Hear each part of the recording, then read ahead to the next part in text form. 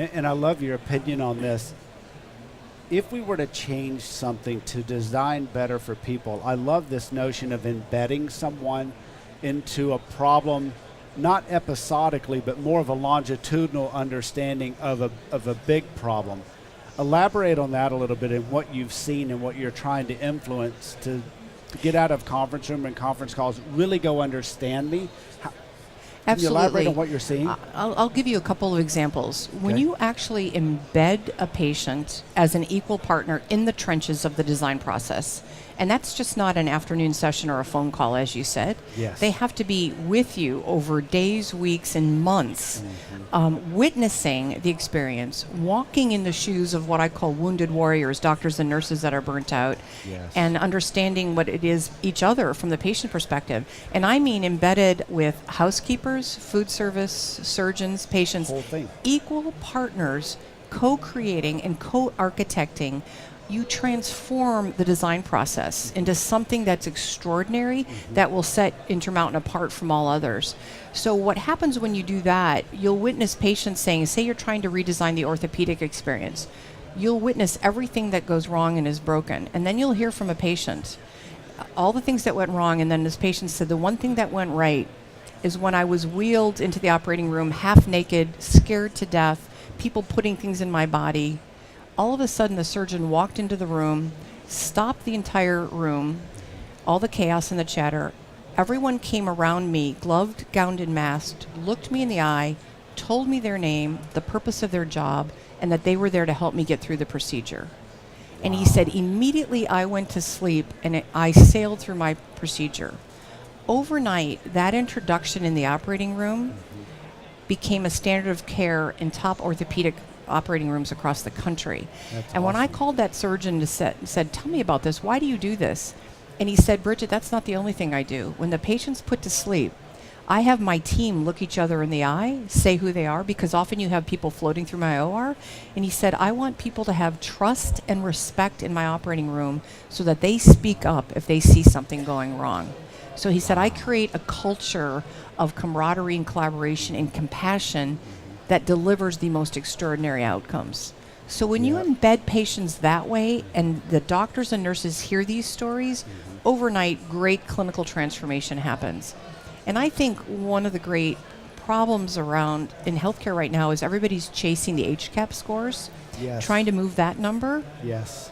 And what they're doing is focusing on things like trying to teach doctors to look up, smile, be nice to the patient, and Sure. scripting them. Yeah. This isn't about customer service. This is about clinical innovation that you can hardwire with technology that improves outcomes, improves the human experience, and restores joy back to the practice of medicine.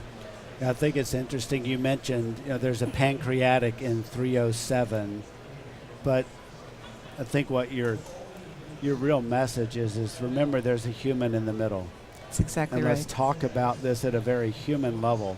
And I like your comment on we've gotten so focused on data and outcomes that it's almost as if people are just their MRN. They're just a social security number. When you involve the people, and this has been on my mind for a while, when you involve teams in going to understand in the context, do you teach them how to observe? Because there's a social science behind understanding us as humans, but it's a soft science. It's a science about love and empathy, candidly. And if we do this, what have you seen as far as let's teach you how to observe? Because it's not natural to just suspend judgment and have a beginner's mind. What success stories have you seen, or what would you believe we need to do in that space?